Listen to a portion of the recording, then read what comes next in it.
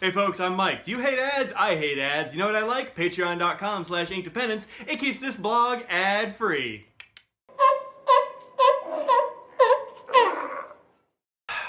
Hello folks, welcome to Inkdependence.com. Today we're taking a look at this ink. This is a Robert Oster ink called Pygmy Purple, and it is part of the Hippo Noto Kickstarter, which is currently going on, and is probably going to be going on for about the next 7 days at the point I put this video up. So if you have not gone over to Kickstarter and looked up the Pygmy Hippo Invasion, check that out. You can get your own notebooks and such. If you're not familiar with the Hippo Noto, it is this kind of book. It is a sort of soft cover, very thick, 500 pages of Tomoe River dot grid notebook. Nice quality and build and all that jazz.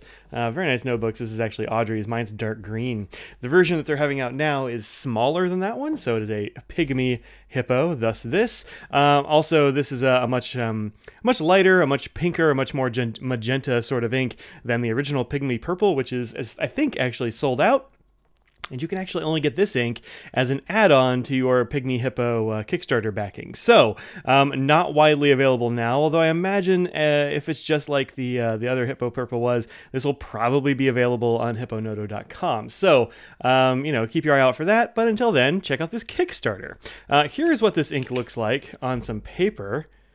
There we go. It is, as you can see, a very nice, like, rosy sort of magenta color. I thought of some other flowers. Looks like yarrow. There's like a nice pink yarrow that's like this. Gloxinia, which has like, well, if you know what a gloxinia is, you know what it is. If not, you know, Google it. It's a good fun word to Google. And then ice plant, which we have all over our front lawn. Not front lawn, but front like flower bed. And it's got this kind of, you know, bright magenta pop of color. And this is a very sort of springtime color to me. We're just about in springtime here in North Carolina. And so that's, you know, that's on my mind, flowers and such. So thanks very much to Crystal from Hippo Noto for sending this out for review. As far as the things that I had this, the pens that I had this ink in, I had it in two pens, very different pens, although both greenish.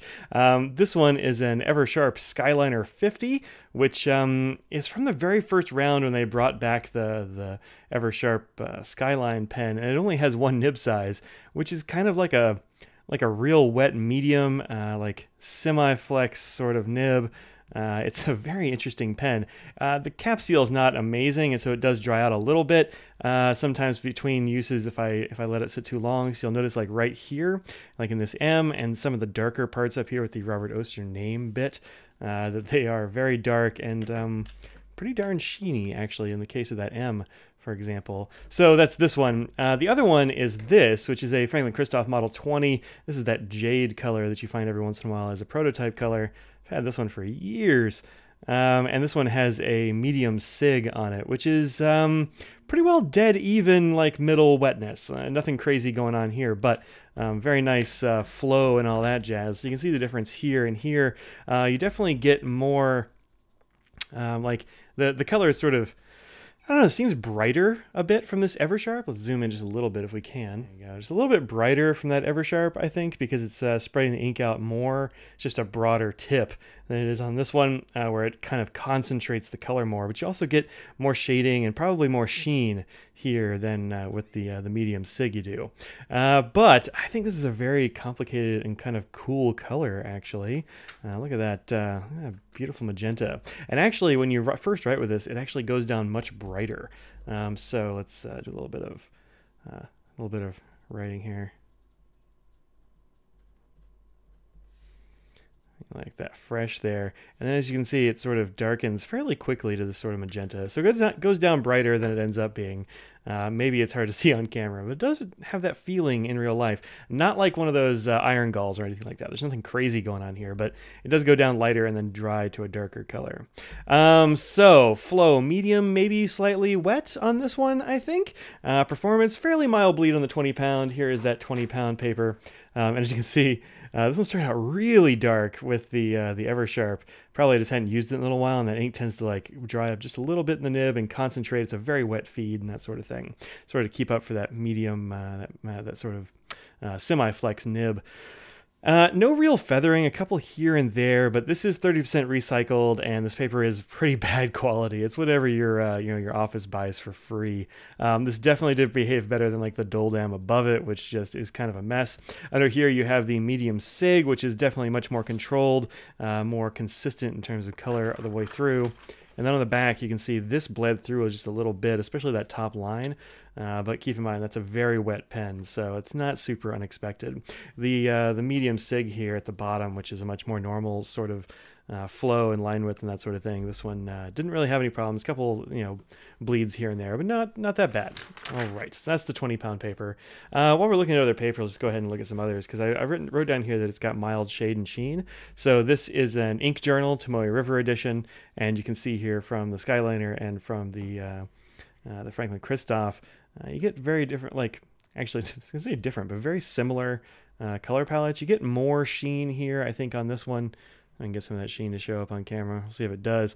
But that's just because it's putting down more ink. But even in the very, very sort of standard medium sig flow here, good shading, good sheen rather, not too much shading going on, but you don't really get a whole lot of that here.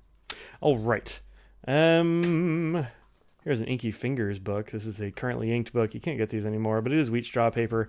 And so it's uncoated, and you get a more like normal paper sort of vibe from it. Here is the Evershive Skyliner. You end up getting some shading here, which you didn't really see on the Tomoe River. Sometimes Tomoe River is just better at showing sheen than it is shading because of the way it dries and that sort of thing. And I think it just sort of evened out as it dried, whereas this one, it did definitely drag the color a little bit more. So you can see when I start an O, it starts deep there and then gets light down here and then darker up the top. So definitely some nice shading going on here. A little bit of sheen here and there. Not too much. This isn't a super sheeny ink or anything, although unless you pile it on or you have Tomoe River or something like that. You get a little bit of it here on the Rhodia, but again, coated paper, not your standard fare, so there's that. All right. So shading, mild sheen, a little bit of bleed, not too much. And yeah, I think this is definitely darkened up from when I first wrote it.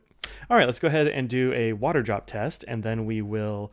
Oh, I forgot to put the acknowledgement down here. So this was... provided by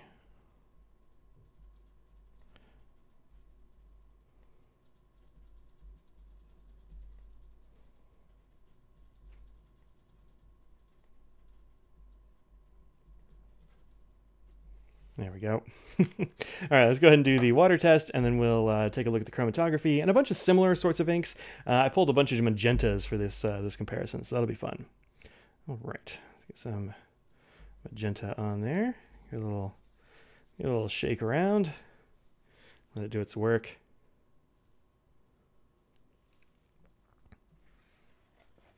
It is definitely coming off here. We'll see what's left over when we mop it up. All right, nice paper towel blot here. And yeah, not a whole lot left actually. I thought there would be more. But yeah, this one pretty much entirely disappears. There it is on the paper towel. Yeah, this one almost entirely disappears. So no water resistance here to speak of. This is the chromatography for this ink.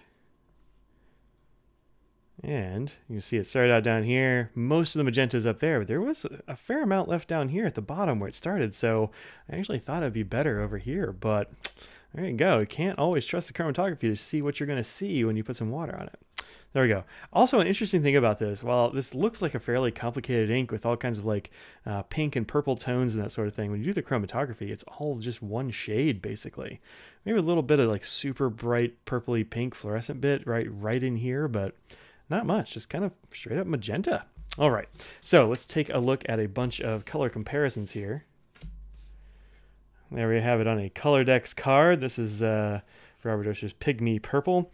And then this is the original Hippo Purple, which I actually really like a lot. It's kind of it goes in my weirdo maroon brown sort of place in my Colordex, but this is definitely sort of a brownish, super dark red, purple-ish, kinda, but it does look a lot like Hippos. This doesn't really look like Hippos. That's my only complaint about the Pygmy Purple, is that it's magenta, it's flowers, not Hippos, but, you know, whatever. Here we have Sailor's Kobe 41, which is, let's see, Detached Place Garden Rose is what that one's called, is what I have it written down. Seems very strange, but what have you. Which is definitely more pink, I think, than Hippo Purple. Or Pygmy Purple, I should say. And then here is Diamine's Deep Magenta. These magentas are pretty close. You get the same little bit of a little bit of golden sheen here, and likewise in here. Let's see, what else do we have? Come here. It did not want to come off the table.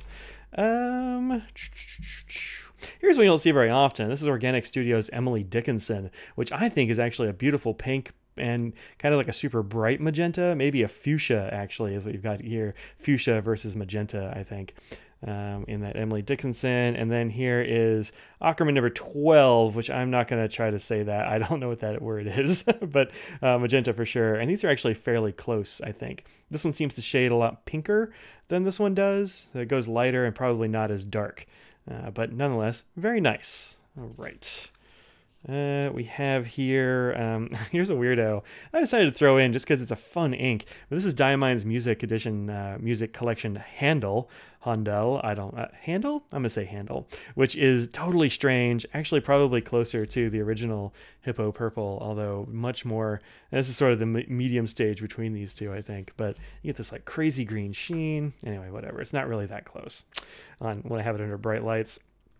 Here's one that a lot of people will be familiar with.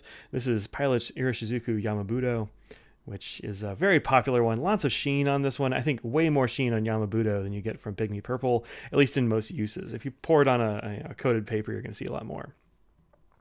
And then here's one I think that is probably the closest, if not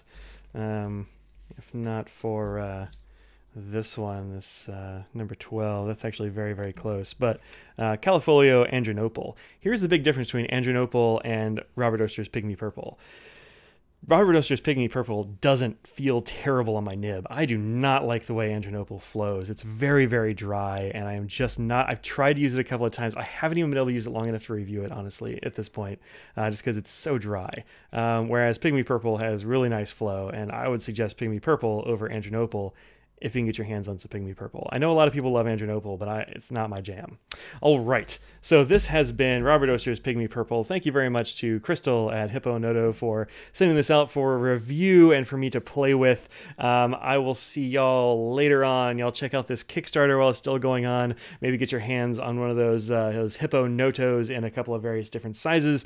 Throw this on there. It adds an extra $17 to your Kickstarter pledge, which is what a Robert Oster costs generally, so pretty good price there. Check it out on kickstarter.com. I'll see y'all later. Peace out.